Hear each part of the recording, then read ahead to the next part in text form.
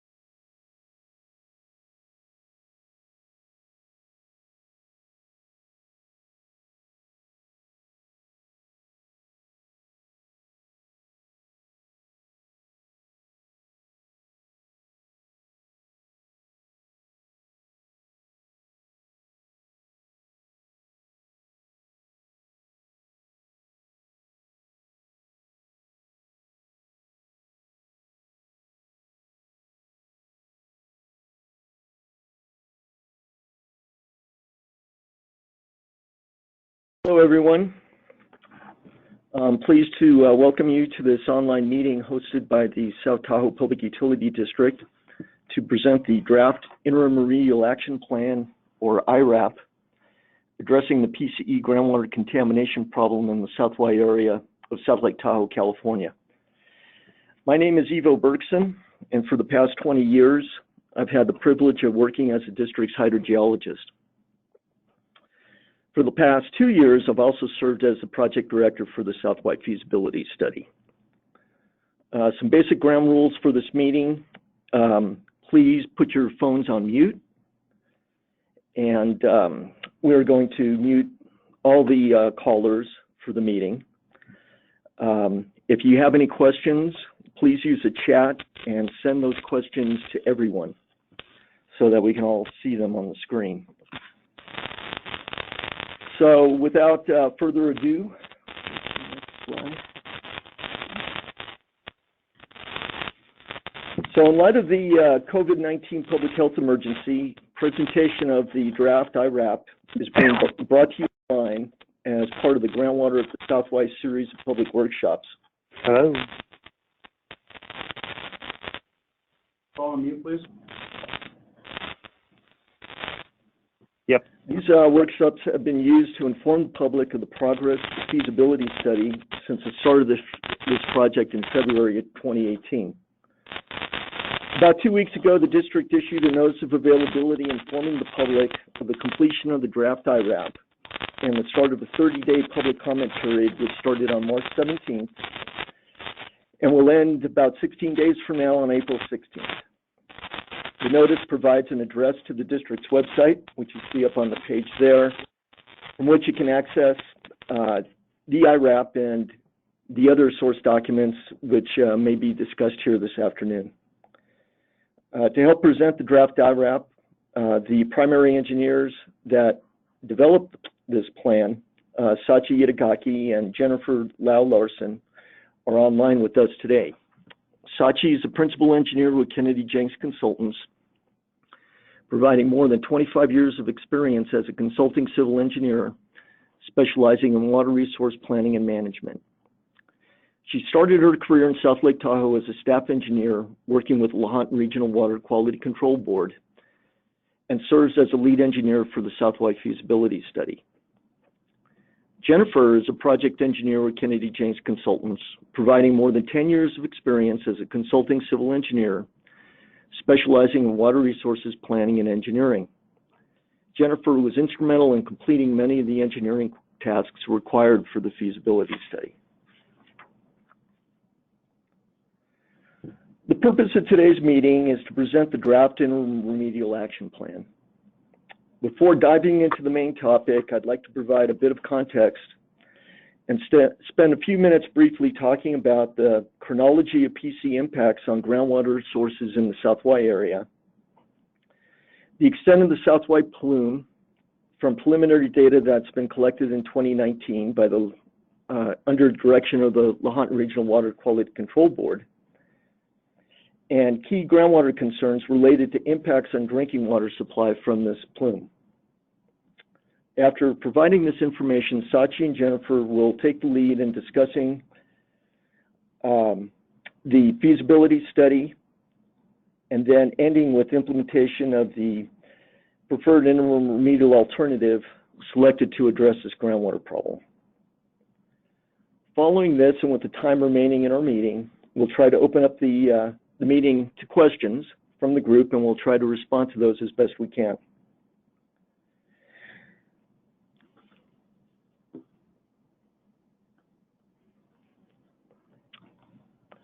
The South Y plume is believed to have resulted from spills and releases associated with the use of commercial-grade dry cleaning solvents in the South Y area during the mid to the late 1970s. For those of you who are not familiar with the South Y, this is a local reference named for the intersection of U.S. Route 50 and State Highway 90 and State Highway 89 in the west half of South Lake Tahoe, California. The legacy of this contaminant plume is illustrated by the chronological list of impacts to public water system wells located near this area. PCE was detected in groundwater when this contaminant was first required to be tested in public drinking water wells in 1989.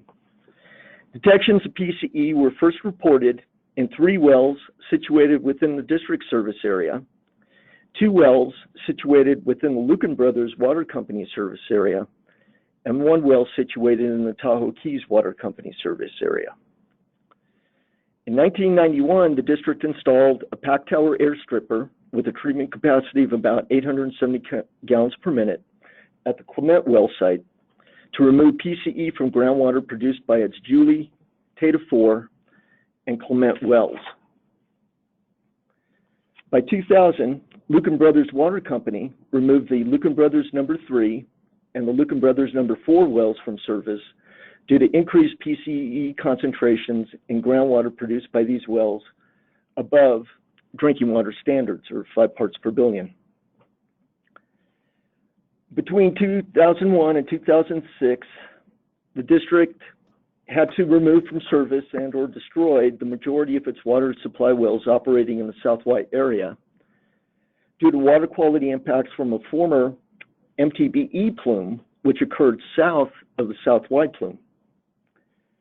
In 2006, first occurrences of PCE were detected in groundwater produced by the Lucan Brothers number 5 well. By 2012, the Tahoe Keys Water Company installed a 550 gallon per minute GAC wellhead treatment system at their number 2 well to remove PCE from groundwater produced by this well. In 2013, Lucan Brothers Water Company destroyed their number 3 well. In 2014, the Lucan Brothers number 2 and number 5 wells were removed from service due to significant increases in PCE concentrations detected in groundwater produced by these wells. The impairment of the Lucan Brothers number 2 and number 5 wells triggered a number of actions resulting in renewed investigations of PC contamination in the South Y area. The water purveyors began working together through the Stakeholders Advisory Group for the Tahoe Valley South Subbasin Groundwater Management Plan, collecting additional groundwater quality data, performing investigations, and pursuing funding, which eventually led to the performance of this feasibility study. Finally, in 2016, first occurrences of PCE were detected in the Tahoe Keys number 1 well.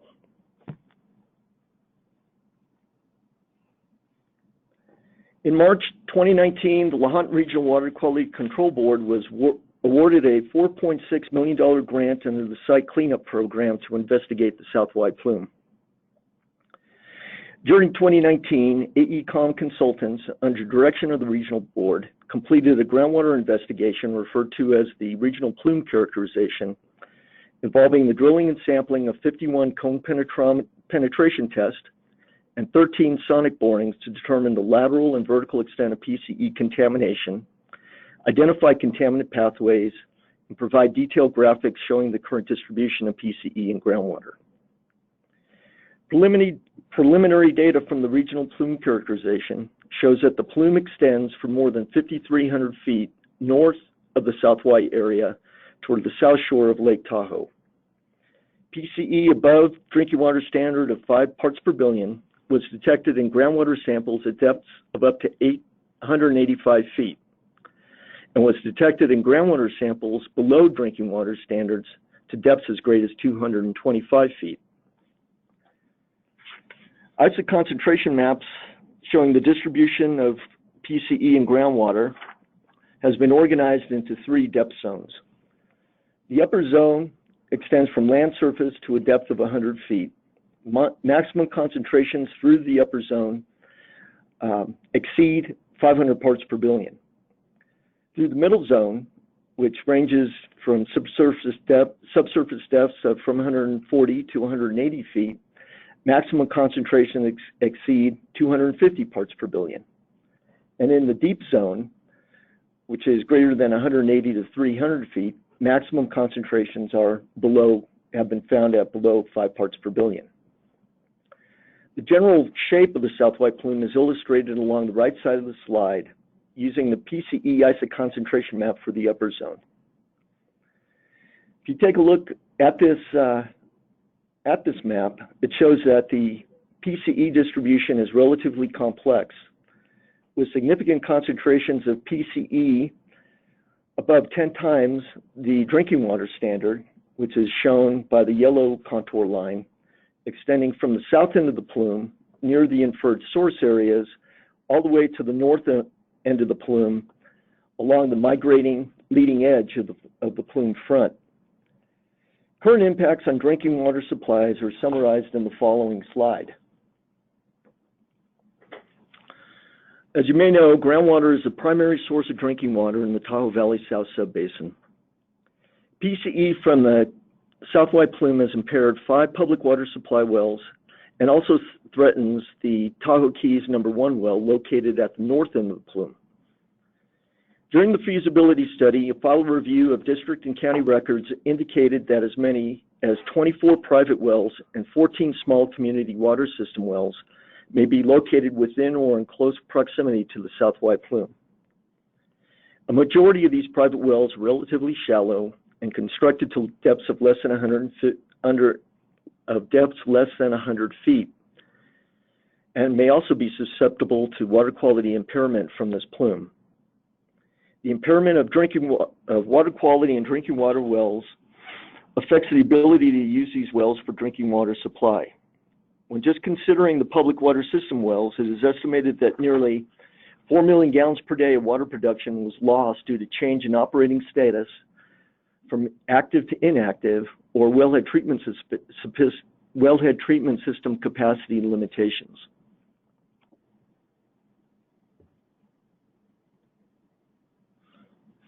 To address these impacts, the water purveyors were seeking to select an interim remedial alternative through the South White feasibility study, which could achieve the following goals in a manner that would allow the continued provision of safe drinking water and adequate drinking water supply to its customers. The first was to initiate removal of PCE from groundwater. A second goal was to inhibit further plume migration. A third goal was to reduce PCE contaminant levels at the down gradient receptor wells. And the fourth goal was to reduce lost water production due to water quality impairment of public water system wells.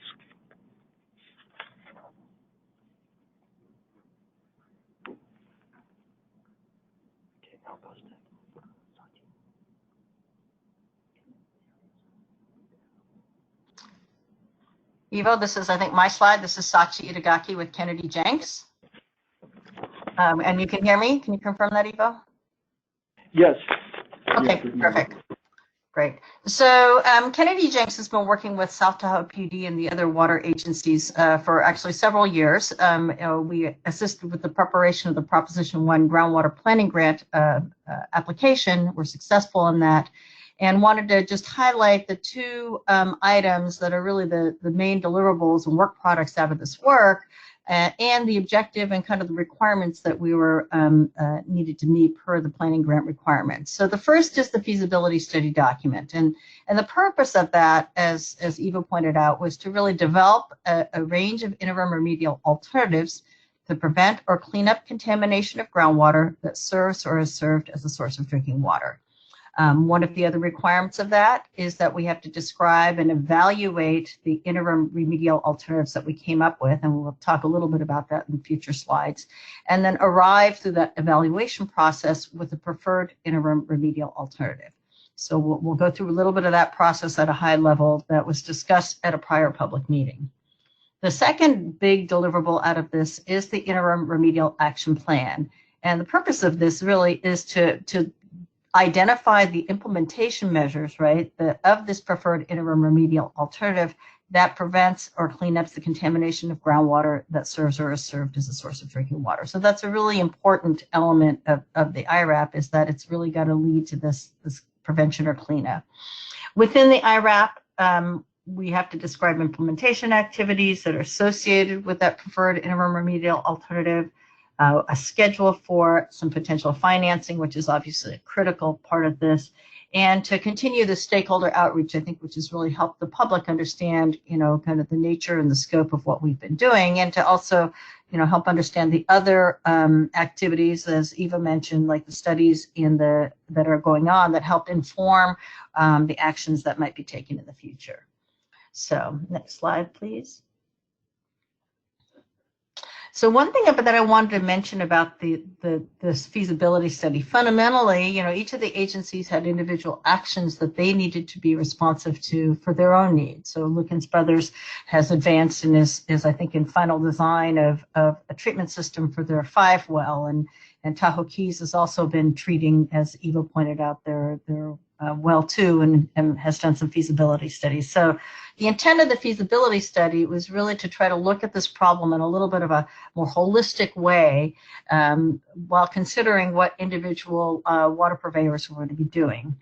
And the IRAP itself represents a technically preferred approach to addressing, right, the contamination, but acknowledging that there are other constraints that occur that each agency and water purveyors under as well. So, the IRAP was never intended to fully resolve all the operational and institutional and other activities that really needs to be worked out by the effective water agency. So I want to make sure that we're clear about that. But within that construct, the objective is, as Eva pointed out, we talked about earlier, is really to try to figure out what is a cost-effective alternative that actually removes PCE and manages the existing groundwater sources to really, try to maintain and improve this drinking water supply. As Eva pointed out, there's a lot of lost capacity now, and we're trying to restore that as much as possible. And in doing so, the alternatives should also prevent the further migration of the contamination, and also protect, right, those down gradient water supply wells. So that's, there's kind of a big scope to this, and lots of different, sometimes conflicting aspects to it, right? So, the main elements of the feasibility study were this public outreach element, which, has been going on for about the last almost 2 years now. We also conducted a pre-design investigation to get some better hydrogeologic information as well, and in advance of the plume characterization, it gave us some pretty valuable information about concentrations and what we thought was the middle of the plume. And then kind of incorporating that in the feasibility study, which had 3 main elements: the evaluation of alternatives for both treatment and disposal, because disposal ended up being potentially a very large cost component. Identifying and defining the needs that a facility might need to actually implement an alternative, and then what are the costs associated with that, both capital and O&M. and then to develop this implementation plan for the preferred interim remedial alternative. So, next slide, please. So there's been a lot of discussion about both scenarios that were modeled and developed, and this was a very iterative process because we were able to use a groundwater model that was specifically enhanced for this purpose. It was a regional groundwater model that had been prepared by Desert Research Institute, and we were able to take advantage of it, and they were able to do some focused work, increasing the grid density and some other things that really helped us to understand the potential benefits of different courses of action. So ultimately, there were 6 scenarios and a bunch of sub-scenarios that were modeled through the course of this project, but helped us arrive at 3 alternatives that I will define which those were that we really went ahead and defined infrastructure needs for. We estimated the life cycle costs, the capital and the O&M, and as well as completing some of the environmental checklists and identifying mitigation costs so that, you know, under both CEQA and TRPA requirements. And through that and the evaluation that we'll discuss a little bit, we arrived at a recommended or preferred alternative. And there's a study report out there that's on the district's website that kind of goes through all the detail of how we went through that process. So next slide, please. So the 3 interim remedial alternatives that we actually carried forward for some more detailed analysis were: 1, a no action alternative. What happens if you continue to do the current pumping regimes? Because you need to have a comparison of the action that you plan to take to what if you just continue doing what you're doing. The alternative 2 was to really look at some targeted pumping within kind of the plume itself, using both existing wells because they're there and they're extracting both water and PCE, and also the possibility of some new extraction wells really intended for plume capture. These would all require some groundwater treatment, of course, particularly if we're going to deliver it for potable supply, but also for even discharge. You know, obviously you can't pull it out of the groundwater and just discharge it to the ambient environment. And one thing to point out about this is that from a treatment perspective, when you're looking at the middle of the plume, you know, you saw some of those red hot spots. You know, those are some, you know, isolated areas, but the PCE is relatively dilute. It's kind of a broad plume, as Ivo showed on some of his earlier slides. The third alternative that we looked at, which was really just to provide an alternative replacement water supply, was a direct conversion to surface water. We wanted to let the water agencies know, it's like, what does that kind of an approach look like in terms of providing relief from the PCE in the drinking water supply. Next slide, please. So one of the main evaluation criteria for these range of alternatives we looked at is this effectiveness, right? So there's 4 higher overarching criteria: effectiveness, implementability, the environmental effects, and cost. But effectiveness was really an important criteria for us. And we were looking at things like PCE mass removal, concentration trends and reduction, relative reduction, how effective was it on the short term versus the long term. And those first 4 bullet items were really identified and quantified using the DRI model. So that's where we went through multiple iterations on various alternatives and different pumping regimes and things like that, just to understand how this might impact and benefit the plume. Other effectiveness metrics were, the protection of human health and the environment, compliance with the ARAs, which is the applicable or relevant and appropriate requirements, which is really the regulations, things like that.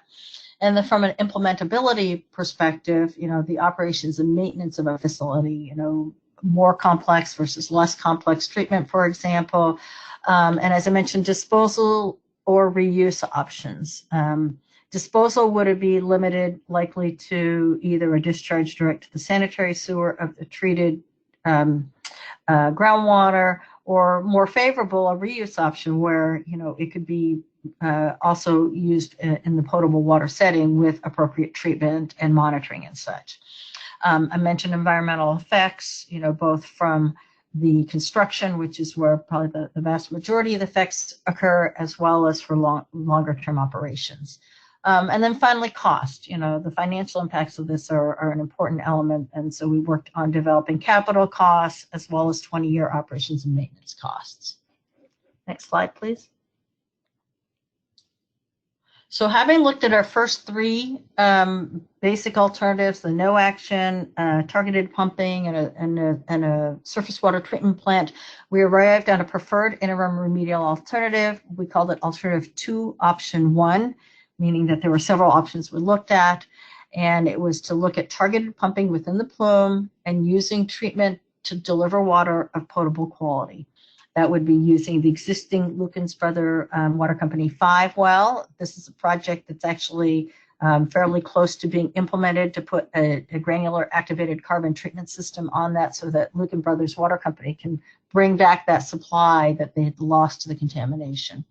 In addition, this included a replacement well, which is really a targeted extraction well. It's going to be pretty shallow, drilled to above 150 feet below the ground surface in that shallow zone that Eva mentioned, and really intended to try to remove PCE from that shallow zone.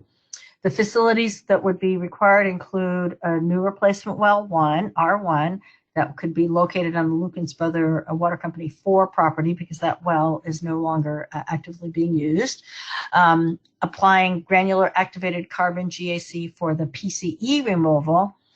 And in addition, there would be an iron and manganese treatment to meet secondary drinking water standards. In looking at some of the studies that have been done, we found that the iron and manganese is elevated and would require some treatment.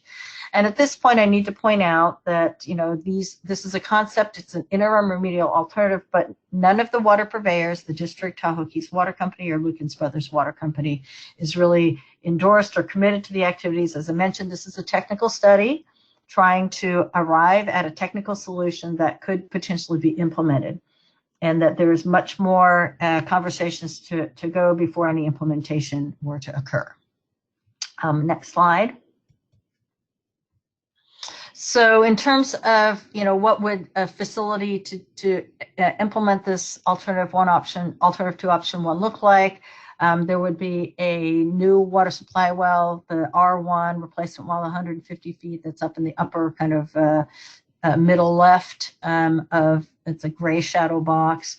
There would be a building, it's that square rectangular box, the new VOC treatment facility that would house both the GAC filtration as well as the iron and manganese treatment and some pumping, and then the wellhead itself could be located within that building as well.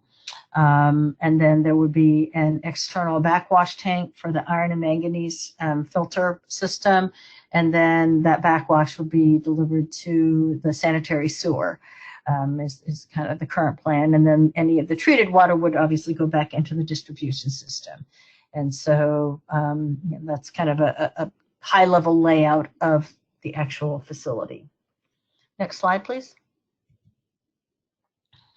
So as part of the study, we obviously had to do some preliminary cost estimating, and because it includes both the Lukens Brother 5 well as the R1, the activities were divided into some major categories. One is the pre-design activities. For Lukens Brother 5, that's all actually been done. It's in design. All of the permitting and things are still are probably close to completion. But for the R1, there would be a test well and a treatment pilot to make sure that we knew both the concentrations we're dealing with and the parameters, and making sure that the treatment would be appropriate for the levels that we find in that specific location today.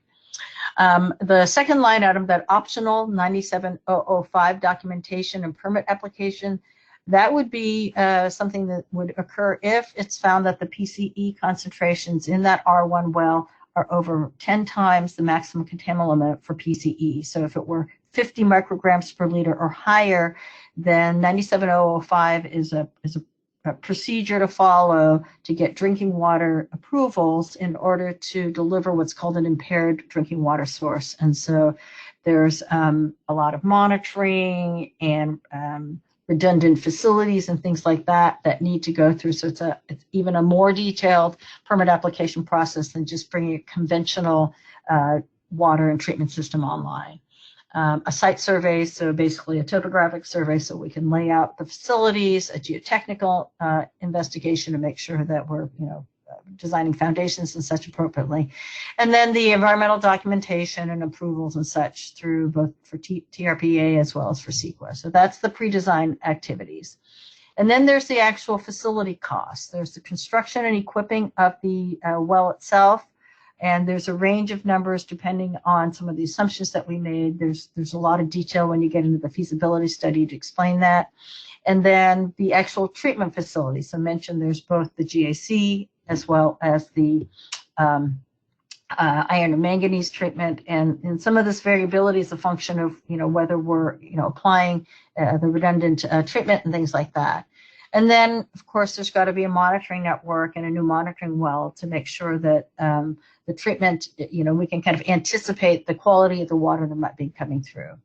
And then operation and maintenance for 20 years. And note that in this case, we did include the Lukens Brother 5 as part of the cost analysis for the O&M because the facility costs are being covered through a different financing mechanism that Luken Brothers has also applied for.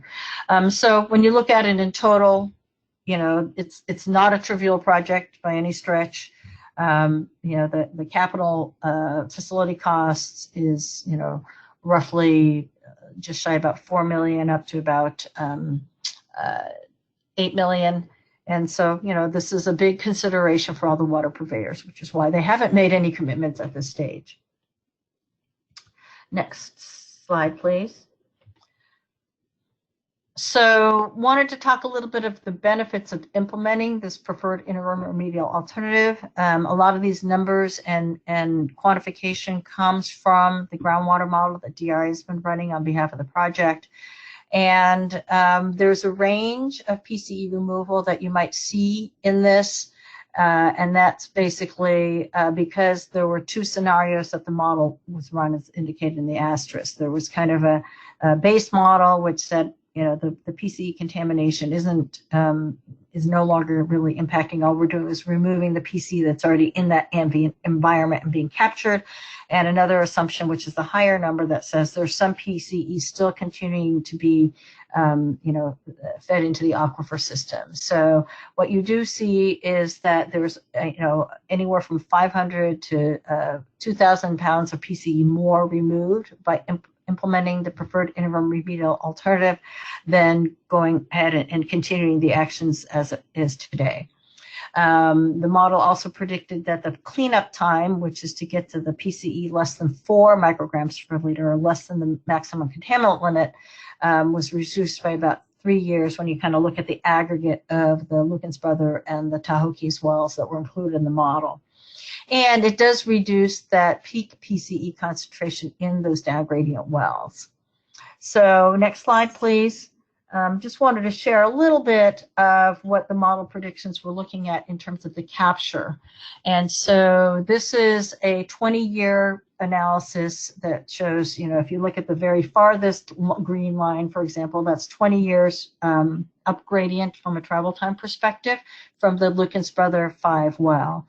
And that what you're seeing is the breadth of the capture, and it's overlaid on the current contaminant. So just kind of keep in mind that there's a time component that you're not going to see in the contamination changing. And then next slide, please.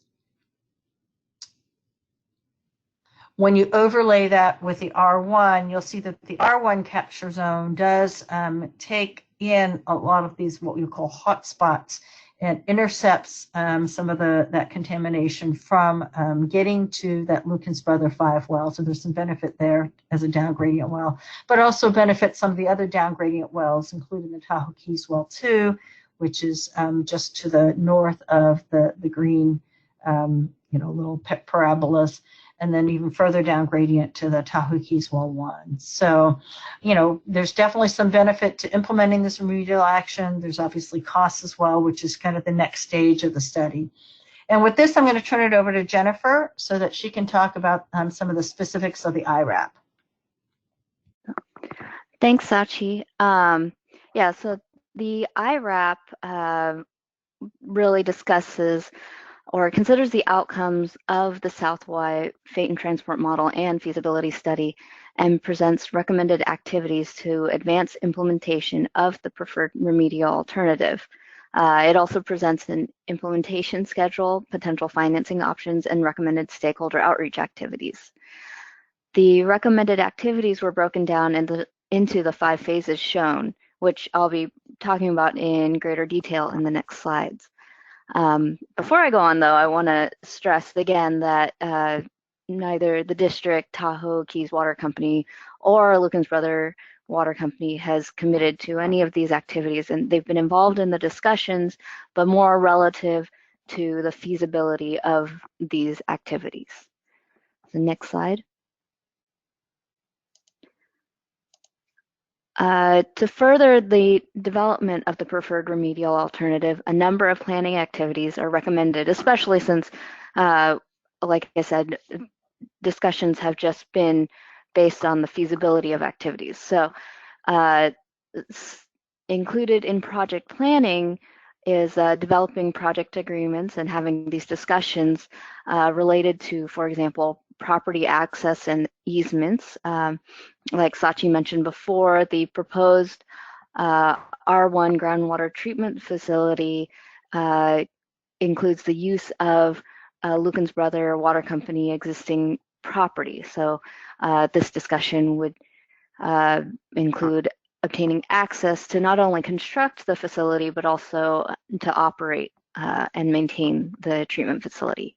Other discussions include water purchase agreements for the water produced by the R1 groundwater treatment facility, and just governance discussions primarily, or including roles and parties of water producers, water recipients or other beneficiaries, ownership, levels of commitment, operations and maintenance, liability, etc. Other discussions or other activities included in project planning include identifying and securing funding.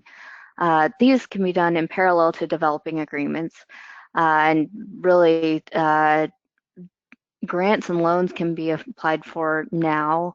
And really this activity should continue through all phases of implementation of the R1 groundwater treatment facility, and can continue after startup to fund maintenance and operations. And then we also recommended developing project work plans and protocols. Prior to conducting field activities and design, it's recommended that project work plans or protocols be developed and refined throughout the phases of implementation. These include project guide manuals, which would detail out the organization of activities, budgets and status reporting, scheduling, action plans, and quality control. This is also where a treatment pilot study protocol would be developed, as well as then operational plans for after the R1 groundwater treatment facility is brought online. And then during this phase, we also recommend just continuing stakeholder outreach, which during the feasibility study, this centered around participation of the stakeholder advisory group through the Tahoe Valley South Subbasin Groundwater Management Plan. And it's anticipated that this outreach would continue to utilize this group. Next slide. Project financing options that we've identified, but are definitely not limited to, include Proposition 1 groundwater sustainability funding, which has a limit of $50 million. And for the round 3 application, we're estimating that that'll close in the 4th quarter of 2020. And just based on previous rounds 1 and 2, it can take as much as a year and a half for an actual executed grant agreement to be obtained. So that's something to consider when looking at other funding sources that maybe can close that gap. This includes Drinking Water State Revolving Fund loans, which you can apply for a grant or principal forgiveness funding. And these grants and loans are accepted on, or applications for these grant and loans options are accepted on a continuous basis with a maximum of $20 million available for projects with a regional benefit. Another potential source of financing could be the El Dorado County Bridge Loan Funding, which we envision could be used to serve as a bridge between grant reimbursements and paying contractors. So this would help minimize the drawdown of reserves and help stabilize your cash flow. Other local funding includes just local project sponsorship and cost shares. These could help accelerate some of the implementation activities prior to the receipt of an executed grant or loan funding agreement. And these examples of these could be other loans and grants or in-kind services, or even just contributing to the O&M of whatever activity, or subsidizing and waiving fees such as sewer discharge fees, or sharing resources such as contract services for water quality analysis, or helping out with other administrative duties. Cost recovery was also reviewed, cost recovery via the responsible parties. These activities for cost recovery require close coordination with legal counsel and technical support, and therefore can be both time-consuming and expensive. And then finally, another source that was identified was Groundwater Sustainability Agency has authority under the Sustainable Groundwater Management Act to levy fees and support basin cleanup. Next slide. In phase 2, this phase will include the design and construction of a test well and evaluate the performance of a treatment pilot study. If pump testing of the R1 pilot borehole reveal water quality over 10 times the MCL for drinking water, preparation of 97005 documentation will be initiated, as Sachi talked about before. The major tasks under this phase include test well design and test well drilling, and the test well will be used to conduct hydrogeological and water quality tests. And then based on the test well results, that'll really tell if the process memo 97005 will need to be followed to conduct the following evaluations for an impaired water source, including a drinking water source assessment and contamination assessment, full characterization of raw water quality to capture just the world of potential constituents that are above the drinking water standard, treatment and monitoring program proposal development, an evaluation of health and human risks associated with failure of a proposed treatment to treat the PCA or whatever constituents above the MCL. This phase would also include identification of a treatment vendor who would then be contracted to conduct the pilot study. And then finally, this phase would include development of a treatment and monitoring program proposal, which would be submitted to the Division of Drinking Water for approval. Next slide. During the phase 3 of implementation, a preliminary design report will be developed based on the groundwater quality and treatment pilot study results from the previous phase. The preliminary design report will document the criteria to be used as the basis of the R1 groundwater treatment facility, and this phase will develop preliminary assumptions and criteria, completed calculations to size treatment needed, conceptual design of treatment facility floor plan and section view, well equipment, flow schematics, and draft process and instrumentation diagrams, as well as a list of technical specifications. This phase will also develop opinions of probable construction costs, so just start honing in on what that cost could be. The previous costs that were developed were based on just concepts, whereas during this phase, we will actually, or vendors will be contacted to get quotes on different pieces of not just equipment, but just start honing in on, for example, building materials and construction. And then finally, a schedule for construction of the R1 groundwater treatment facility will also be developed. Survey and geotechnical investigation, as Sachi said before, of the R1 site should also be conducted during this phase in order to inform limitations in building or infrastructure location or foundation requirements. And also during this phase, agreements and permitting that should be attained before construction should be initiated during this phase. Some of the anticipated agreements and permitting includes, but are not limited to, environmental documents, CEQA and TRPA documents specifically, drinking water supply permit amendment through the Division of Drinking Water, storm and sewer connection agreements, and land coverage acquisition. Next slide. During phase 4, or final design, using the PDR and draft design documents from the previous phase, which should be reviewed and acknowledged and agreed upon by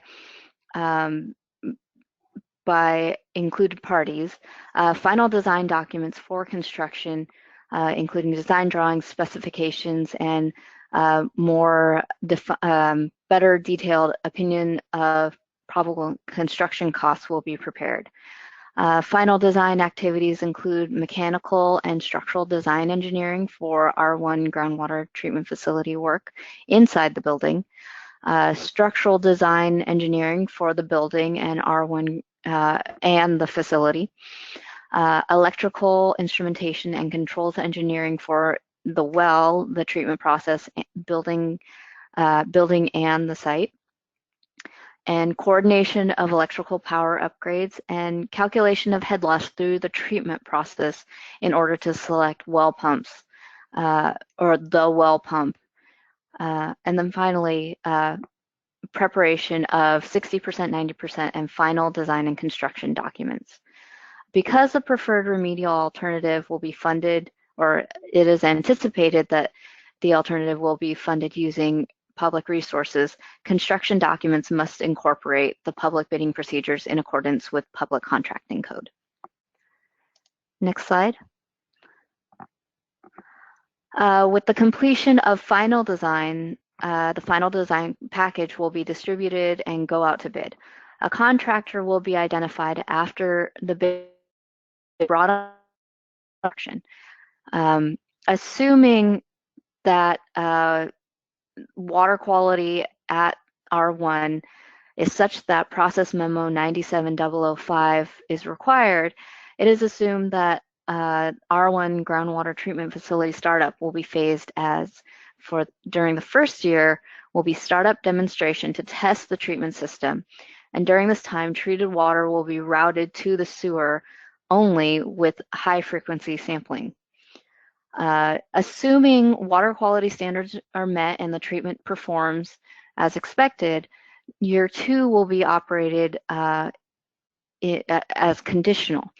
And this means that the treated water will be connected to the distribution system, but there will still be a high frequency of sampling and monitoring. And then after 2 years of meeting water quality standards and treatment standards, it is assumed that normal operation will commence, in which treated water will be connected to the distribution system with a sampling schedule approved by DDW. Next slide. And then Ivo will open it up for questions. Thank you, Jennifer. So again, if you have any questions, please use the chat function on the GoToMeeting and submit your questions to everyone. And so if you have any questions, we'll take them now. So maybe we'll just take a 5-minute break, I guess, and see if we have any questions on the chat.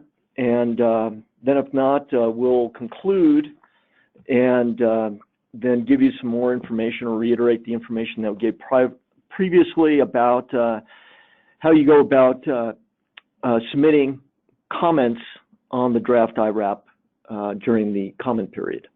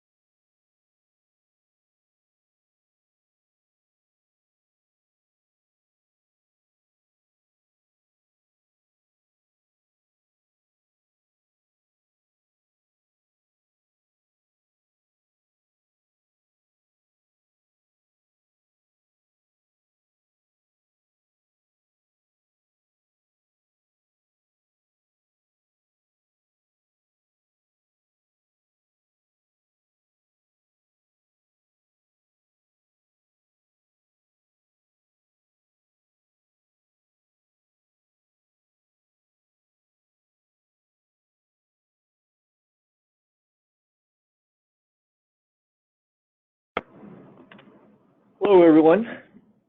So it looks like we have one question from the group. It is, if you can read it, is the enhanced model, modified DRI groundwater model that was utilized for the feasibility study process available for download? It is not currently available, but if you make a request for the model and send it to my attention, we can see what we can do to get you a copy of that model.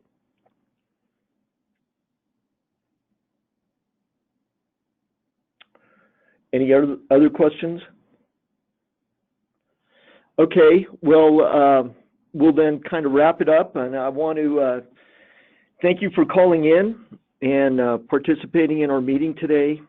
I also want to let you know that the recording of the meeting will be posted on the district's website if you'd like to see it again. Also, as far as comments to the draft IRAP, the last day for comments is Thursday, April 16th. Please submit your comments to my attention, either in written form to the district, or you could also use my email address below and send them directly to me. The comments that we receive will be organized and included in a response summary, which will be provided as an attachment to the final IRAP document. So again, thank you, and stay well, and have a great day.